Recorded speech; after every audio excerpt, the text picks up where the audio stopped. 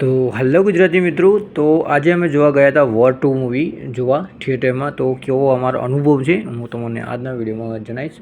તો ભાઈ spy universe છે આ મૂવી છે. યુનિવર્સ તમને ખબર છે કે જેવી મૂવી ટાઈગર જિંદા હે, પઠાણ, પછી વોર જેવી મૂવી, ટાઈગર 3 જેવી મૂવી બનાવી છે એના યુનિવર્સનો આ છે વોર 2નું. આ મૂવી એના અંદર કનેક્ટિવ છે તો ખાલી બસ ભાઈ નોમની છે, ખબર નહીં અંદર કેમિયો કશું બતાવ્યું નહીં ભાઈ, તો સમજી લેજો. તો કહાની ટિપિકલ છે કે આખતે ઇન્ડિયા પાકિસ્તાન તો નહીં પણ બધા દેશોને ભેગા કરીને લાવ્યા છે. બાંગ્લાદેશ, નેપાળ, બધા દેશોનો, પાકિસ્તાન એ બધાને ભેગા, ચાઇનાવાળાને, જાપાન બધાને ભેગા કર્યા છે આખત.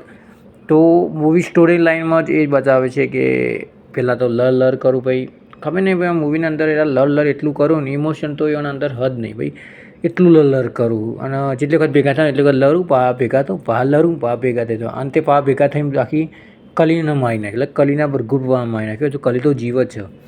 અને અમે એક્ટરની વાત કરીએ તો રિતિક રોશન ભાઈ 100% છે ભાઈ મૂવીના અંદર. એક લતો એવો માણસ છે કે એના અંદર પિક્ચર મને આ જોવાનું મને મજા આવી ભાઈ. ઓનેસ્ટલી કહું, ફર્સ્ટ સીન છે એનો કે ભાઈ કટાના સાથે જાપાનમાં લડું છું ને ભાઈ, મસ્ત ભાઈ. રિતિક રોશન છે એટલે તો આ મૂવી જોવા ગયા અમે. એનટીઆર પણ ભાઈ સારું હતું કે ભાઈ જૂનું એનટીઆર છે તો જોવાની મજા આવશે, પણ ભાઈ તેઓનો ઉપયોગ કેવી રીતે કર્યો ને ભાઈ કોઈ ખબર નહીં પડતી ભાઈ. બસ ખાલી આવ્યા, શૂટ કરીને જતા રહ્યા, બસ એવું જ લાગે. જેટલું હું વિચારે તો કે ભાઈ એનટીઆર આવું કરશે પણ મન ના જોવા મળ્યું. એને ખાલી એક જ ફેસ હું જોયો ને ભાઈ, વિચાર કર્યો કે આવો, અને એનો પ્રોપર ઉપયોગ કર્યો નથી મને એવું લાગે છે મારા ખ્યાલથી. બાકી હિરોઈનમાં કહીએ તો કિરાના છે ભાઈ. તો ખબર છે તો ભાઈ એક્ટિંગ શા માટે તેમાં લેવામાં આવે છે, કોઈ બોલે તો ભાવ વિવાદ થઈ જશે. એટલું સમજો ને કે વરસાદ જેવો આવે ને એટલું એવાનો રોલ છે. આવો ભાવ જતો રહે, આવો ને ભાઈ જતો રહે.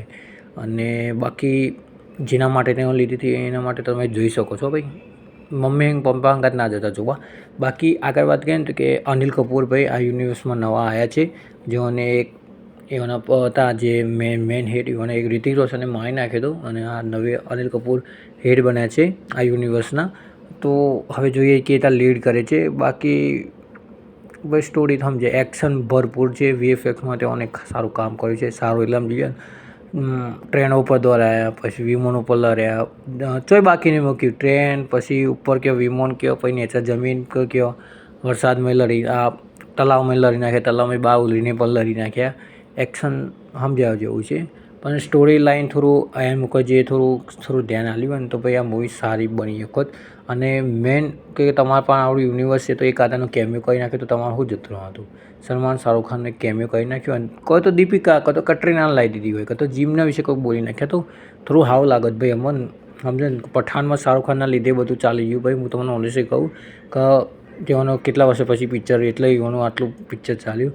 પણ ભાઈ આવતા જે ટાઈગર 3 તમને ખબર ને હાલ જેવી એ પીટી હતી, એટલે મૂવીમાં એટલું બધું કોઈ તમે અનુભવ કરી ના જતા કે મૂવી આ યુનિવર્સનો ભાગ છે તો સારા સીન લાવશે.